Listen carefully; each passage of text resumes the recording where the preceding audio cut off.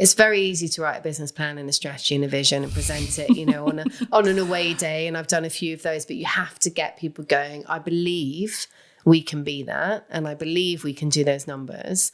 And occasionally I'll put numbers down and I can tell though, just like how on earth are we going to achieve that? You know, and that will partly be coming from group, but that's also my job. I'm the buffer. Now I have to be like, look, what's realistic, but still ambitious versus what do I want to go and communicate to my team? So I think making them part of the vision and getting them excited about it, because at the end of the day, if they're not passionate and they don't believe and they don't feel they can contribute, then you're not going to get the best out of people. Welcome to Anatomy of a Leader Show, a video podcast that brings you inspirational leadership stories that make you feel like you too can take on the world. My name is Maria Vorostovsky. I'm a headhunter with a nose for finding and placing the most talented, hard to find, high potential people who transform fast growing companies. Every week, I sit down with founders, CEOs, and leaders from all walks of life to dissect what leadership is and what it takes to get to the very top. We want to hit 1,000 subscribers this year. Help us get there by hitting that subscribe button below and tapping the bell so you don't miss a single episode. Sarah, welcome to the show. Thanks so much for coming to my home studio. Nice to see you. So we're just chatting, talking about all these wonderful brands that you have worked with, from kind of like the big brands or brands that are owned by big companies to, you know, smaller kind of up and coming ones. You know, we're looking at, you know, Club 21, you worked with Donna Karan, with Prada, probably forgetting some as well. And then Armani, Stella McCartney, Christopher Kane, Peter Dundas. And who was your favorite? Listen, I think if we would have one big love in our relationship, as we do in life, probably Stella. I mean, Stella was really, because when I started, she was also a young baby brand, you know, small turnover, but owned by a big group. And I spent 10 incredible years like building something along with a fantastic team and with Stella, who was, you know, a real visionary and a real marketeer, which is everything that I love. So that made it easy. So yeah, I would say Stella. Stella was my big love, but all of them resonate with me for different reasons. But if I had to choose one, which you've maybe done, just putting you on the spot there. Yeah, I would say Stella, definitely. But I also really loved another brand that I worked with at Club 21, because I think it was an interesting time. We'd gone from working with all the kind of big super brands, the Armanis, the Donna Karans, you know, big international companies. And then towards the end of my 10 years there, Club 21 started to do some licensing agreements. So they acquired Mulberry, at the time a stake, and then they took majority. And we also started Luella Bartley. She had her own ready-to-wear label that was under license, and we started the accessories license. And we really were the tiniest team. It was myself, Luella, Katie Hillier, Stuart Viva's dream team, and originally with Lisa Montague, who went on to then run Mulberry. And that was a real love, because we literally took a nothing to sort of 10 million in a year, and it was super exciting. And I think that's when it became, rather than being a partner to a brand, so Club 21, we were partners, you know, we were the franchise partner to Armani, to Donna Karan. That was really the speciality of the group. To then really being the brand, it made a big difference. And that was kind of the stepping stone really to then going to Stella, where you're actually working for the brand. So you really have that autonomy to actually support shaping and driving a brand and, you know, setting your own values, rather than you have a brand to play with and to work with and a partnership. It's quite different. So I think Luella was another real love, because it was fun as well. You know, I worked with 3 incredible creatives that are all the best in their field. Obviously, Stuart went on to Loewe, is now at Coach. And we just had a lot of fun, and it was a really nice ending actually to Club 21. So that was fun. You're a brand builder. What do you think is the most important part of building a brand? I think there's 2 parts. I don't think they're exclusive of each other. I think there is one, having a very clear understanding of your DNA, of what your brand is, who your girl is, who your customer is. That was one of the first things that we did collaboratively at Stella, was we actually did a project which took 6 months, which sounds like a long time, but we did a really intense project on setting our brand values, who we are, what words we want to associate with our brand. And that really shaped like the next 5 to 10 years for everything we did, came back to what our values were, who our girl was, who our customer is, which is the second part. So there's the creative and the brand value side, and then there's a real understanding of the market and your customer and your audience. And when you don't have a synergy between the two, that's when you see a lot of brands fail. So I think those are the two really, really key things. You have to, our customers become more and more discerning. She's become more knowledgeable. She's become, she's got a lot more available to her over the last sort of 10, 15 years, as we know. So the days of kind of saying, the old fashioned days were like, here's my brand, here's the ad campaign, go out and buy it because we're a great brand. That doesn't work in the same way. So there's a lot more kind of sensitivities to the customer and understanding, really what their needs are. And also understanding that in our industry, people are not buying a product. They're not buying a coat. They're buying something that they aspire to, that makes them feel good. We're tapping into emotions. So that balance between an actual functional product that's a coat that retails at X amount versus I'm falling in love with that coat because I love the girl and she's my dream and I want to live that life. I think those are the two things that we really need to kind of build in partnership, and they're not mutually exclusive. And is it something that you've always been interested in? Yes, massively. When did you realize that?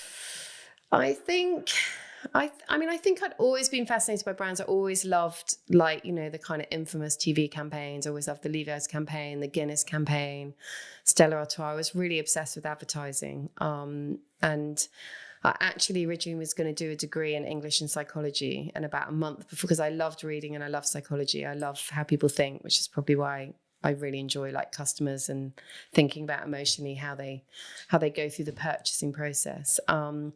And then I had this total panic that I would never want to read another book in my life if I studied English, which I think actually my gut was right, because I think I probably would have never read another book in my life. Because as soon as someone tells me I have to do something, I tend to not really want to do it. So right.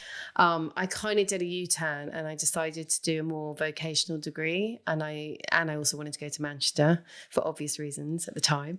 I decided to do kind of business marketing and major in textiles, which is weird because I wasn't particularly interested in textiles. I just knew that it was a really good degree and I absolutely loved it. And in my major, my dissertation, it was about brands. So it was about brand building. So it was always a thing that excited me, because I think in a way it is actually psychology. So I think I managed to do psychology, but in a way, in a business sense, that I was also really excited about. Well, I think with psychology, there's so many different aspects you can study, but also how does it apply to the real world, right? So this is how it applies to brands and fashion and products. And emotional engagement. Exactly. And how they react. But what's interesting, I think, when I left university, I actually wanted to go into advertising. So I applied to BBH, J. Walter Thompson, Saatchi's, got interviews with all of them, didn't get any of the jobs. So that says something. Clearly not very good at interviewing. And you had to do a précis of your favorite ads. I remember doing one on the pepperoni. Do you remember the pepperoni? Oh, salami? Yes, the adverts. Yes. So I had to do a summary of that. And then I kind of got to the last round in JWT and I didn't get that job. And then I got offered Club 21. It was through somebody I knew. They were looking for people. And I started in Club 21 distribution. So I didn't actually then go back and persevere advertising, because I actually started to realize that in a way I'm working with brands, and that was equally interesting. And I didn't ever really want to go into the PR side. So I kind of like the business strategic. How do you take a creative product and sell it? How do you engage with the person and then sell it to that person? What is the biggest thing you learned from Club 21? What's the biggest thing I learned from Club 21? Resilience, definitely. Resilience, hard work, the importance of team. Because I think we had incredible people, that we're all a really tight network. I'd say there were 2 generations of Club 21, and I'm still very close to both of them. So I think the team aspect of it is that, that there's no one person that can do this. So I think, yeah, definitely teamwork. And I think also opportunity is really taking that opportunity when you're given the chance, you know, to be brave and kind of step up, because, you know, it was my first job and it's easy to say, oh my God, that's huge. And I did have some, you know, I had some big functions at the beginning. And, you know, actually, if I'd thought about it, if I thought about the context, I probably would have been terrified. But strangely, I kind of put it more in the context of, you know, like almost how I'd approach things at university or dissertations. I'm like, okay, I'm doing a business plan, so it needs to have, you know, a purpose, a function, objectives, a strategy. And so I think that made it easier. But I think kind of stepping up into a role and, you know, being seen is important, you know, for when you're young. So we were a young team. And I think, to be fair, the company gave a lot of young people opportunity. And as I think I said to you before, you either lasted 6 months or 10 years. There was no in between. And why is that? I don't know. I mean, we used to call it the firm. It was kind of, I think kind of once you got it and you understood it, then you could really, really make the most out of it. And we were given a lot of opportunity, you know, a great opportunity. I mean, I was, you know, my first job, and like within 6 months, I'm sitting around a table with senior execs of the Giorgio Armani company. You know, you don't get that 1 year out of university. So I think you have to be appreciative of that. I think moving on from that, it really made me sort of try to give other younger junior people like opportunities to kind of step up and be heard, which in some situations is really easy to do. And in others, you know, parts you neglect that. So I think I always look back sort of fondly on the team side of it, for sure. I suppose when you're in a business that, you know, maybe less structured, less established, you know, where there's more opportunities, where you can really, you know, make it your own, you know, there's always pros and cons with that, isn't there? Definitely. Versus more of established business that has, you know, process and structures, and you just kind of have to follow the path, also has the pros and cons in that. So I suppose you have to make the most of what you've been given. And I think what was interesting, Club 21 was split very much into retail, that it excelled at, had all the Armani stores. We were the only Prada franchise in the world to have under Mr. Bertelli. So Club 21 initially was, you know, it started with 21 brands in Singapore, multi-brand, and then Mr. Song took the franchise rights for many of those brands and grew them internationally. So the retail side was really, really its strength. And I worked on the wholesale and distribution side. So we were working with, you know, independent specialty stores, the big department stores, Selfridges, Harrods, Harvey Nichols. So I think that was an opportunity. In a sense, it wasn't as established. It was kind of like the young part of the company. Quite often they would bring people from retail or people from the shop floor, which was amazing. So if you've got a brilliant seller on the shop floor, you know, that was just a good salesperson, then they often got an opportunity to come into wholesale, which effectively is a sales and distribution role. So I think we were the younger part of the team, and I think that made us bond really tightly. And we had lots of fun times and lots of stories and lots of good trips, and it was good. It was, you know, it was definitely a good foundation, a long one. Yes, and it's hard when you've been in a business for a long time to then make that step outside. How did you make that transition, and what was the next step for you after that? I moved to Stella.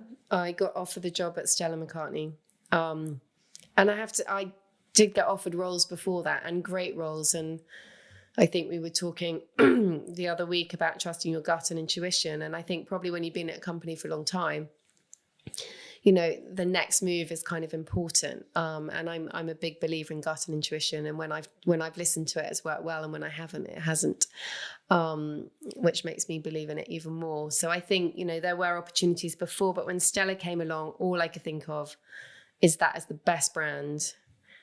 And it's really young, and it's 50% owned by the Gucci Group. It's a no-brainer. I didn't even think of it with my head. It was a total gut kind of decision. And it was interesting because they actually interviewed me for a different role. And actually, I went in a different role than the one they interviewed me for. So I think we knew that there was a good fit and a good match. And I met Stella at her gym. She arrived on her bike. Or cycled off on her bike, I should say, like after swimming. And I love that about her, because it was just like so sort of like, oh, can you just meet me? I'm going to Virgin Active. Can you just meet me in the coffee shop afterwards? And I kind of found that really endearing as well. What's she like to work with? Listen, Stella's got a very strong mind. She's a real marketeer. I mean, what I love about her is that she's got a real understanding of the woman, the customer. She's got a good marketing brain. She knows how to interact with people. I think it changed a lot. I was with her 10 years. So, when you start and you're young, I started they were just under 2 years old, and I think that's the other thing as well. It was the time where she was in the press a lot, Paul McCartney's daughter, no talent, loads of money, loads of opportunity. And in a way that made me even more excited. And I remember my old boss actually left a copy of the Daily Mail with a Post-it on top in my office just before I left, with a Post-it going, really, do you want to go there? Question mark, question mark. And it just made me want to go there even more, to be honest. But I think that's, you go on a journey with that person. So at the beginning, we were a small team, but a good team, and a super talented team. A lot of young people, some more or less experienced than me. But there were probably 3 or 4 of us at senior management level. And she was very inclusive and very direct. I like Stella. She says what she thinks, and she puts a lot of ideas on the table. And it was good. It was fun a lot of the time. It was bloody hard work. It really was. It was, we all worked and worked and worked and worked, but I think we were all on the same path and the same journey. And the group were really supportive. What do you feel most proud of in that role? Juggling 500 balls. I think starting off in kind of one quite big capacity and sort of recruiting quite a few more. One thing I do think as a team we felt really proud of was our H&M collaboration. We were the second brand. I think Karl Lagerfeld was the first. We were the second.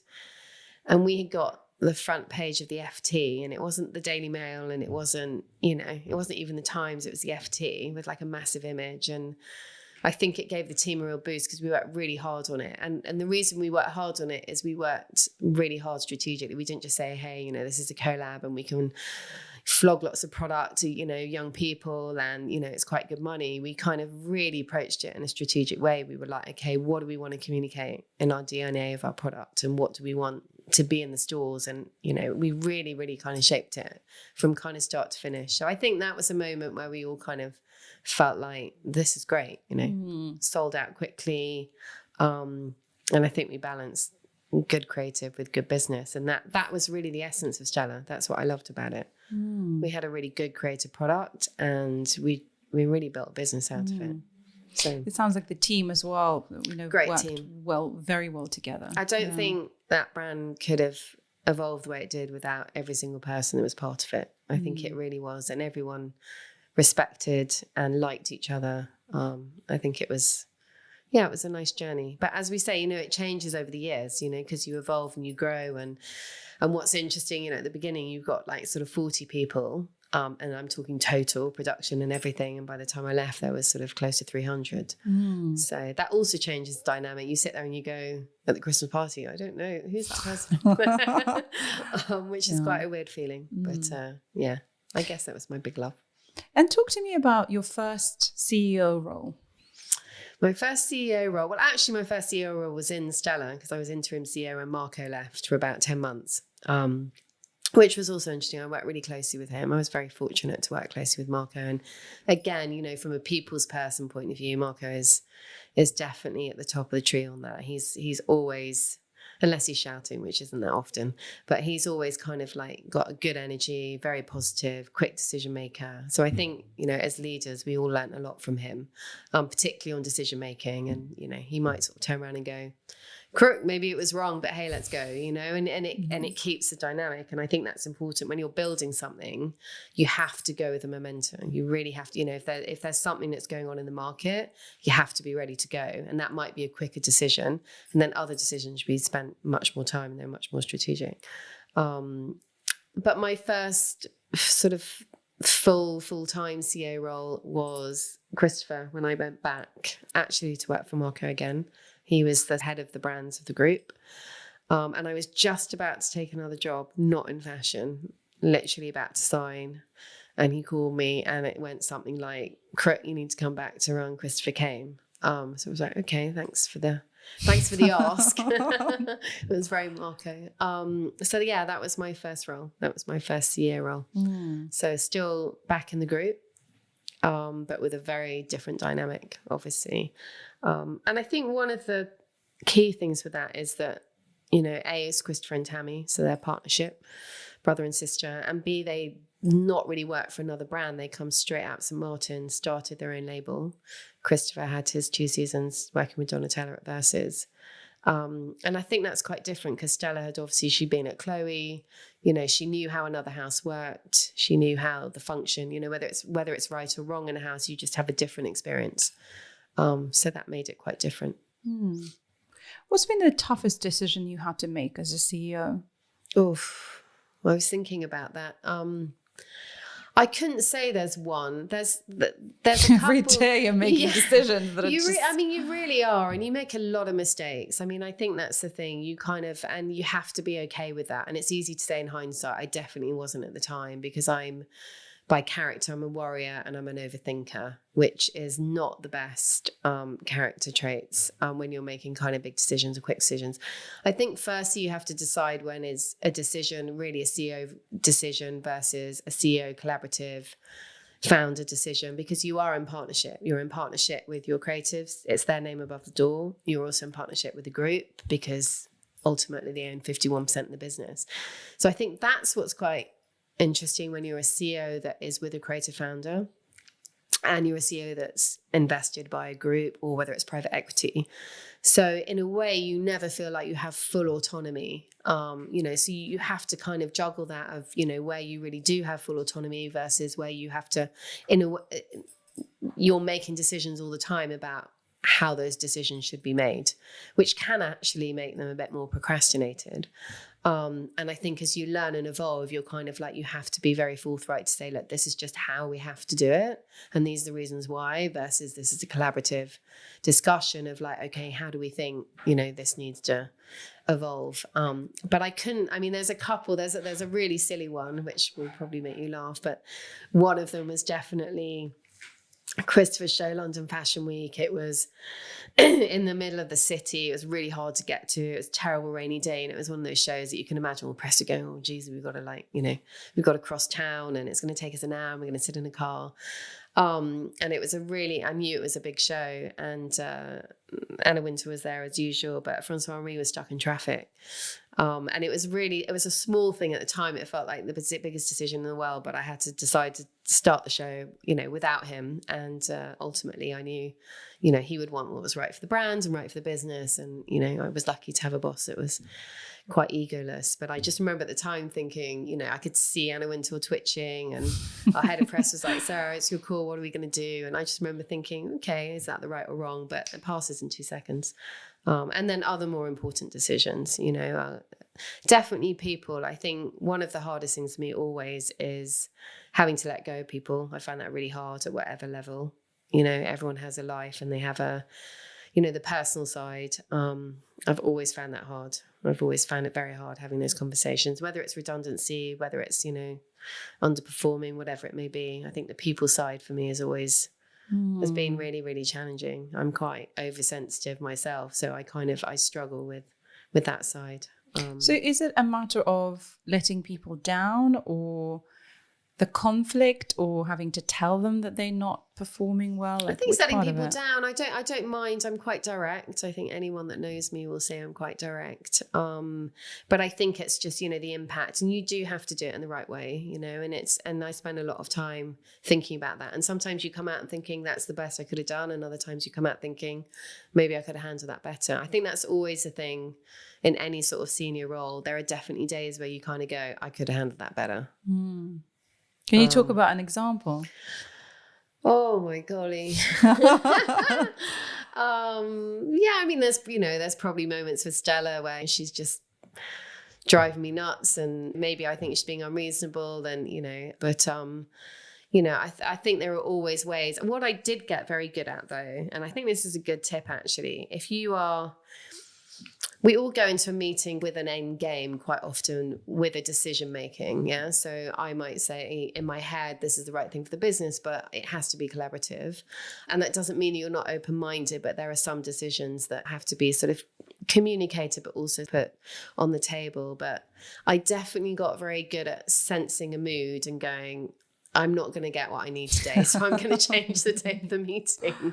I got good at that because I think, especially with creatives, and I found that a lot when you're a CEO of a smaller organization as well, I always used to feel like if I'm in a numbers space, I don't then want a half-hour meeting about something creative. I want the morning in the numbers space and I want the afternoon from a head point of view. So particularly with Stella, I would sometimes look at her and go, okay, I need a sign off on that. And all the team know it's good and it's the right thing, but I know I'm not going to get that. I know I'm not going to get what I need today. And I'll move the meeting a couple of days and it might upset people externally, but I know that I would say in the right headspace, we will get the right answer and the right result and the right input. And I think that's really important because it is an emotional industry. And particularly with creatives, you've got to be really sensitive to where they're at, the mood that they're in, what you want them to do on a certain day. They need to be free to, if they're in a sketching space and you're trying to have like a meeting about a licensing minimum guarantee, you've got to let them stay in that space because it's gold dust. So I think having that intuition is really good. And as I said, sometimes I got it right and sometimes I got it very wrong. So I think that's a good learning. And I think the more you're in those positions, I think intuition comes into it a lot for yourself as well, for your own headspace, not just in a work capacity, but I think in maybe even the jobs that you go for, the jobs that you don't, or the jobs that you turn down. I think you have to really trust your gut and intuition. I think just going back to your point about intuition when working with a creative, I mean, from what I'm hearing that you're saying is, some days you'll get it right, some days you get it wrong. But a lot of it is kind of, okay, I'm sensing this, let's try this strategy. Yeah. Sometimes that will work and sometimes it won't. Yeah. And I wonder how much of the intuition is also honed by the experiences that you have and how you put yourself out there. But that relationship for me is super fascinating between either a founder or especially a creative founder and a CEO, how that relationship is really what builds the business. And what you're saying about the ability to read which frame of mind they're in, because the creatives, like, let them create. So if they're in that space, almost like don't interrupt, but also they're not going to be able to understand what you're trying to say and trying to find a different moment to have that conversation. I think some so Stella's a creative founder, but she's got a very good business head. She's a marketeer. So that's always an easier conversation. Some creatives are very honest and they say, I'm really good at this, but I don't really know about that. But they want to know about that because ultimately it's their business. So I think, all of these things kind of impart. And of course, ego comes into it with everybody because we all have one. And creatives, might be more sensitive on, so I think there are so many moving parts. I mean, I will give you one example, which I don't think Christopher might.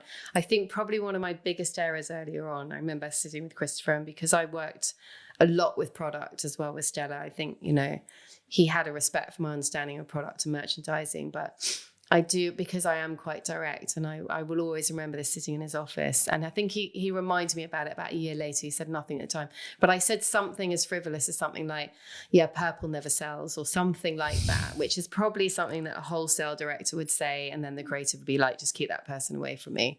And I think we were having this sort of conversation about a year later. He was like, you told me purple never sells. And I remember we sort of laughed about it, but it was one of those moments where you go, you can't do those kind of things, because even if I'm going to get a lot of people saying purple sells and it's our best-selling color.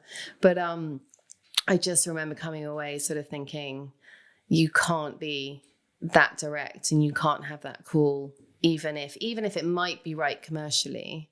And actually, it was quite a big part of Christopher's DNA. So it was definitely earlier on. And I think he'd inherited it quite a lot from Donatella, because she liked purple as well. So I look back and sort of, I probably even said it to Peter as well, because he loves purple. So I work with a lot of purple liking people.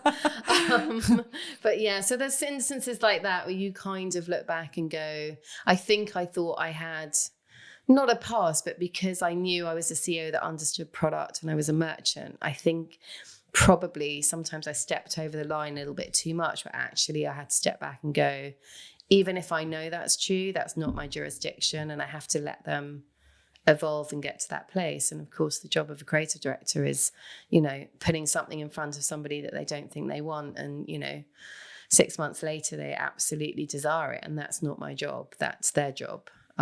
So I think when the company's younger, those lines can become blurred. And in the same way, the other way around, because, I could sit there sort of, going through a P&L with a creative director because their name's over the door, but it doesn't, they want to understand it, but ultimately, it's not their strength. I don't want to say it's not their place, because it's their business. And if they're 49% stakeholder, then it is their business. But I think in those situations, you spend a lot of time as a CEO sort of, doing all those elements that are kind of before you've actually really started doing your job, if that makes sense.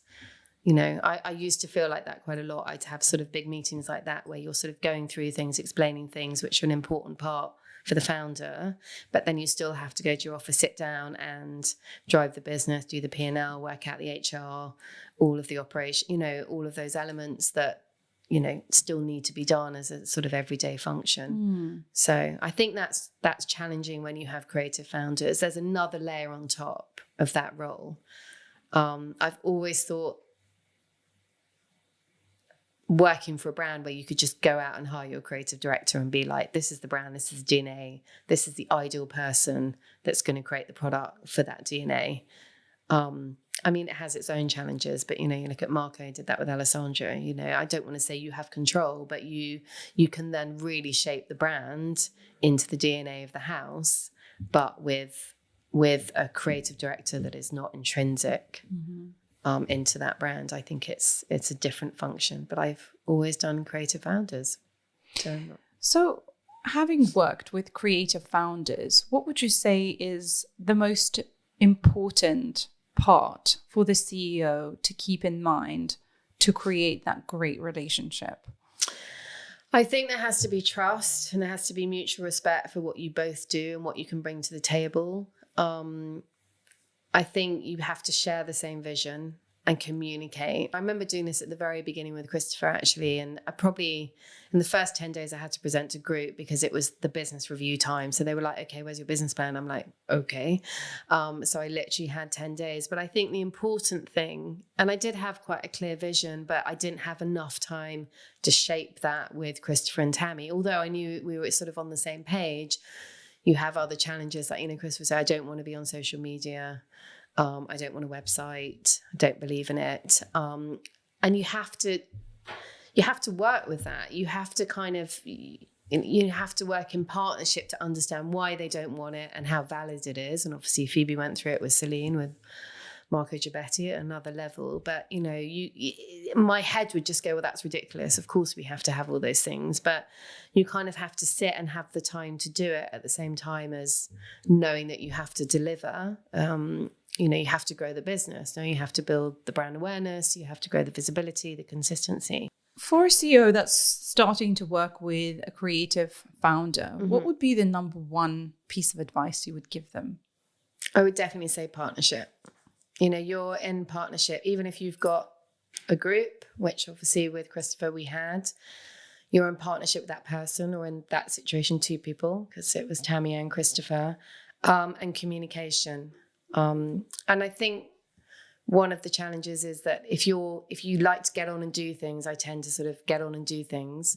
You have to take more time to invest in that communication, not just with them, but also with the team. So I would definitely say partnership and communication is for creative founders, and a kind of a sympathetic ear as well. You need to be that person that they can be honest with, because they are going to have moments where they don't know. They're going to have moments of insecurity in the same way that everyone does, even at a business level, but they need to be able to share that. I think that's the ideal. It might be unrealistic sometimes, but I think those would be the words that I would kind of want to hear if I was going in fresh. You are in partnership with that person, and you can't do their job and they can't do yours. You talked about building trust earlier. How do you do that? try not to make too many mistakes. Do a good job, and they're like, the numbers are great, we trust you. I mean, it takes time. I think it depends on the character. I can't just go in and be like, hey, we're partners, I'm going to come and sit in your office every morning. They'll be like, I want to sketch, I'm like doing stuff, I'm doing my stuff, you go up and sort out the numbers and the operations and the logistics. And I think that's another thing that you have to be really clear about what that means, because some creative founders have their own vision and they want to set it themselves, and others want help shaping it, and others don't know. So I think the communication side is you really need to understand and work out. And if you feel that you're not able to help that person in the way that you can to really drive the business, and you have to work a different way to try and get their trust and to try and get there. And it's interesting because the smallest thing can break a trust, that even temporarily, and I think that's, you have to be so sensitive to that, and vice versa. Just thinking as you're talking about, being a creative, and how in order to do your best work, you really need to reveal quite a lot of yourself, and be open to being vulnerable. And how amazing work comes out of that, but at the same time it just leaves you really open to being judged. And if someone comes in and kind of starts talking about the numbers and how this is not working for this reason, how challenging that could be, and how finding the right words and the right way to communicate the messages becomes really important. Definitely. I mean, I think I had a lot of that already from Stella, because I work really closely with the team on the product strategy and brand strategy side. So I think, again, as I said, some days, most days you get it right, and then your day you get it wrong. And of course, it's always the days you get it wrong that stick in your mind. I mean, otherwise you wouldn't have a job if you were getting it wrong all the time. But that, and again, it's reading the mood. I got quite good at it with Stella when I know I need this today and this is not the day for her. And the same with Christopher, rather, I think a less experienced self would kind of be like, but we've got a meeting in the diary and we have to have that meeting because we need to talk about this and this. And a more experienced self going, we've got a meeting in the diary, but it's not really the day to do this meeting. So let's park it. Don't worry about it. I'll sort it out. I'll deal with it. You do what you need to do and let me know when you've got, I think those are the things that evolve. It's really the relationship side, I think, and in terms of experience that evolve. Getting to know the other person too, right? And in terms of how they respond to different situations. Yeah, but you also, each company you go into, you're going into a different situation. There's already a landscape, right, within that. So, I started at Stella, there was X landscape. I started at Christopher, there was Y landscape. So you're always going into a fresh situation. So knowing, I don't want to say it's going into battle, but you need to know how the land lies. Yeah, you do. You need to know how the land lies, and you need to be more sensitive to it, but then perhaps they do. So I think that's part of experience, and it's definitely things that I look back on and going, yeah, I could have done that better. I think I handled that really well, or on a different day I would have handled that differently. And that's how you learn and evolve. We can't be perfect all the time, and the learning comes from testing and seeing how things work out. Well, talking about making mistakes and failures, what would you say is the biggest failure that you've had? Oh, the biggest failure that I've had. I mean, I'm quite hard on myself as a person generally. I think I grew up as my biggest fear was failure, like from the age of 6. So, it's kind of, I've probably got a shopping list. It's really hard to pin one down. But, I grew up kind of always feeling like I needed to achieve. So, I mean, listen, when you don't do your numbers as CEO, it's horrible. When you go into at group level, when you have support, and I've had brilliant meetings with that, and I've had less brilliant meetings, and there are never any excuses. You never want to be that person that was like, obviously the last 2 years, everyone's like Corona. But you never want to sit there and go, it's X, Y, and Z, because I think what you realize when you become a CEO, and I remember I got a very good bit of advice actually from Frederick when we worked together at Stella. And he was like, you will know the difference is you might be doing a CEO's job most of the time, but actually when you have the title, you feel it in such a different way. And I remember at the time sort of thinking, Yeah, right. But it's really, really true, because you then go to sleep with it. You question everything. You think it's all on you. And it's tough. We work with sensitive creatures. Creatives are that. And we're working in that industry, and we're a business, but we're working with people that have a lot of creative talent that need hand-holding and nurturing, or sometimes pushing. You know, there has to be days where you kind of go, that's not okay, and this is what we need to do. You know, there are those moments. I mean, numbers is always hard for me because I like success and I like feeling like I've delivered what I've promised. I think people's the other. I definitely can look back with one or two people where I wish I'd spent more time with you and therefore hadn't lost you to another business. And I think that's really hard, because when you've got a good structure and good senior people and you can actually do your job, versus when you're in a much smaller organization. So take Dundas, you know, you're doing 5 people's jobs. You're not really doing your CEO role, and you're missing a lot, and you're not doing the mentoring, and you're not nurturing. You can't hire the talents. Maybe you haven't got the budgets, and you don't have the time to really give to that. And I think for me that triggers failure a lot in me, because I don't like to see people unhappy in their work, and I don't like to see people feel like, you know, they have to go somewhere else to be fulfilled. So I think it's not like one big thing. It's kind of, you'll come home the odd day where you're kind of like, oh, I don't feel good about that.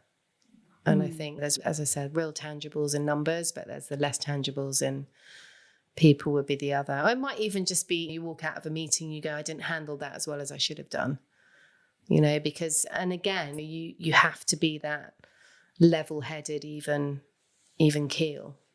And I think one of the important things of being in any leadership role is being able to have one or two right-hand people that you can go and just kind of dump on, and, you know, a safe space, because I think everyone needs that.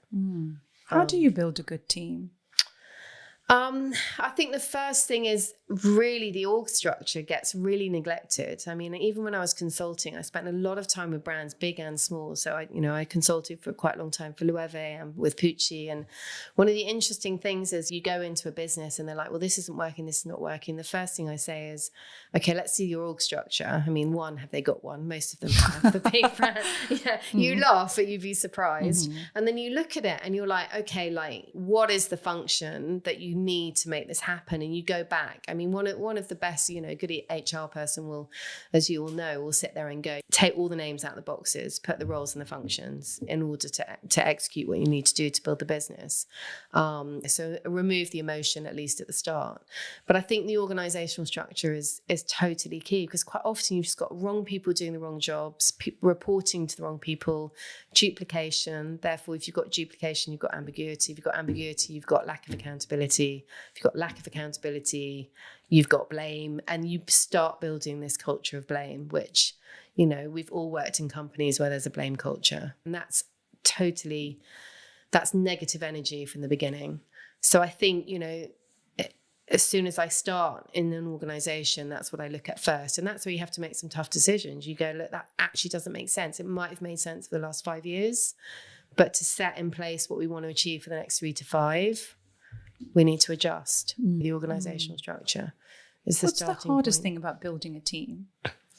For me is I'm very oversensitive to like other people. So, you know, I'll look at people and be like, okay, maybe they're not the right person for that role, but they've got a skill set here. How do I move them? I'm not as cutthroat as probably other CEOs might be. Sometimes you have to be. But I think, again, it's communicating the strategy. I think if everyone's clear and they're passionate about the vision and they believe in the vision, that's the other thing.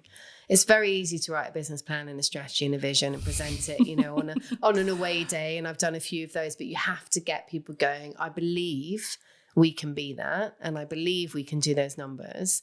And occasionally I'll put numbers down and I can tell though, just like how on earth are we going to achieve that?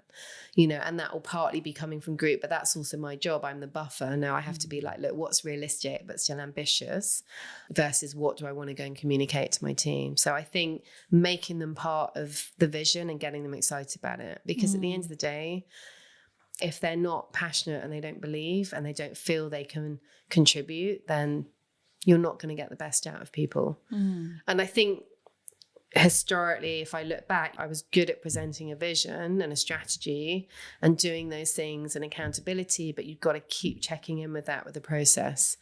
And, you know, you can say it's a weekly management meeting, but it's more than that. It's quarterly or kind of bi-monthly, where you sit down and go, look, where are you on your plan? Where, you know, how are you feeling about this? Are you going to achieve what you need as part of the jigsaw puzzle? So it's that constant checking in rather than here it is and we're all heads down doing it. And I think people can spend a lot of time being busy, but you have to keep checking in and making sure you're on track. And if you're not, you might have to change track because maybe your strategy wasn't right in the first place. So. If you could summarize leadership, what it means to you in 3 words, what would you say?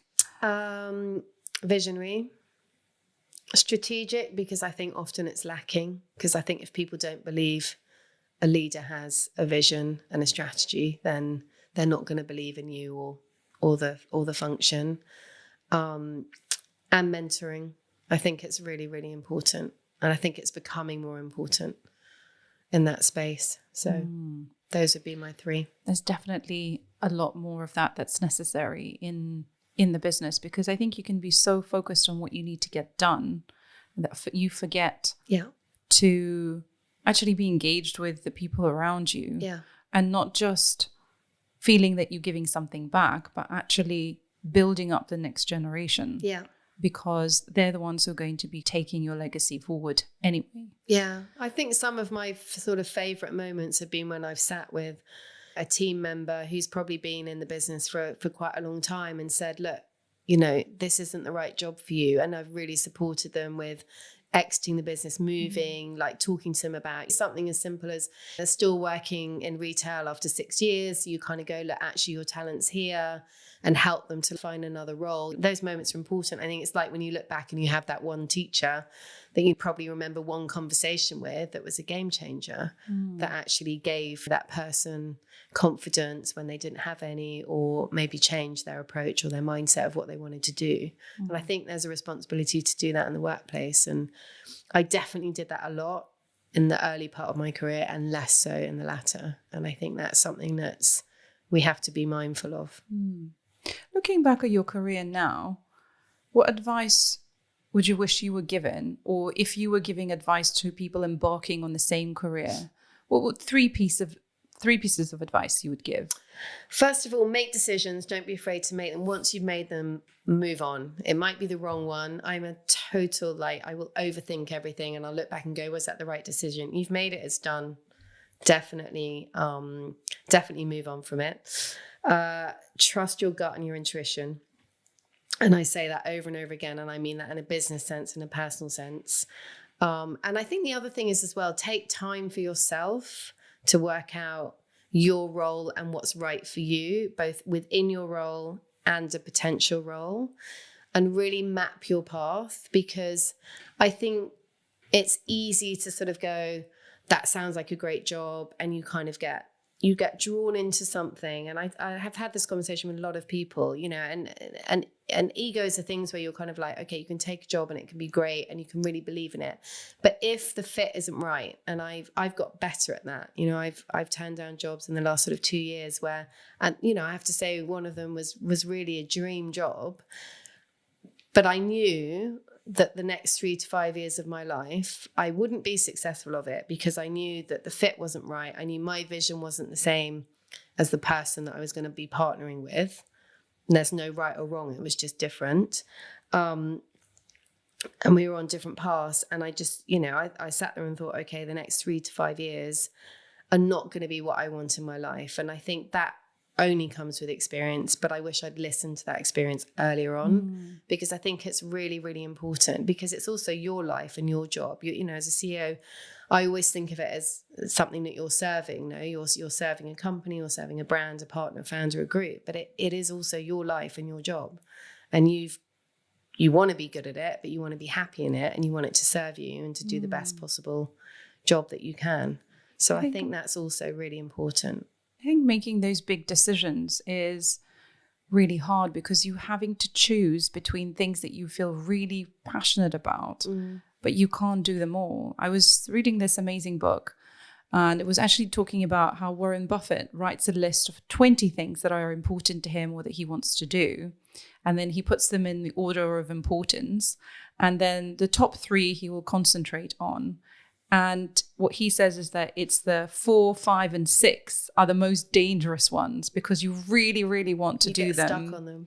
Well, you really want to do them, but they take attention away from the top 3. So why has he got a list of 20? Well, I suppose you have to. I don't know, actually. That's a good question. But I mean, to me, it makes sense to have more, to see what's the most important, right? Because, you're brainstorming and you might have 100 ideas, but like, what are you actually going to be concentrating on, and what are you going to be putting your time and attention to? Because you can't do all 100 or 20 or even 5. Yeah, I think it's a good bit of advice, because I think, as you said, we can do 100 different things and we've got 100 different ideas, but then it's taking it back to the vision and the strategy that you're all on board with and all aligned with. And actually, are those top 3 going to contribute the most to achieving that? Or are they going to take us off on a tangent and somewhere else? Exactly. So it's kind of keeping on bringing it back to sort of like, and also being like, actually, maybe the strategy was wrong and we need to rethink it. It's being brave enough to sort of say, maybe we got it wrong, maybe. Well, then you cross out that one and you go to number 3. Exactly. Okay, maybe I need to read that. I've just bought the 4,000 Weeks book. That's where I read it. Oh, okay. All right. Yeah. Well, I haven't started it yet. Yeah. But Great book. Yeah. Really great I'm looking forward to that. Well, Sarah, thank you so much for coming onto the show. A pleasure to have you and to you talk to you and get to know you a bit better. Thank you. Thank you. Thank you so much for tuning in to Anatomy of a Leader podcast. As we wrap up season 2, I wanted to read out some of the comments that you have been leaving on Apple Podcasts. So here it goes. So we've got Ella379. I love this podcast as it gives you food for thought. In my view, you will benefit from listening to it, even if you do not perceive yourself to be a leader yet. Then we have another from David R. Cowan. I found Anatomy of a Leader by first listening to the Nia Ayal episode. The way Maria conducts the podcast is perfect, and I've managed to listen to all episodes by now. I also found out that there is a video version on YouTube. Looking forward to the next episode. And then we have one from JS22345. Miss Forostovsky's series on leadership is excellent. It has a diverse and insightful cast of interviewees whose opinions on the crucial subject of good leadership is essential in supporting founders and aspiring leaders with many practical nuggets of advice. Thank you so much for watching, for listening, for leaving reviews. I really appreciate all of your comments and your thoughts, and really excited to hear who you'd like to see on the show next year in season 3. Subscribe, comment, press the bell to be notified of further episodes. All of your subscriptions really make a difference to growing our channel. And thank you so much for doing that. In the meantime, wanted to wish you a Merry Christmas and a Happy New Year, and see you in 2022.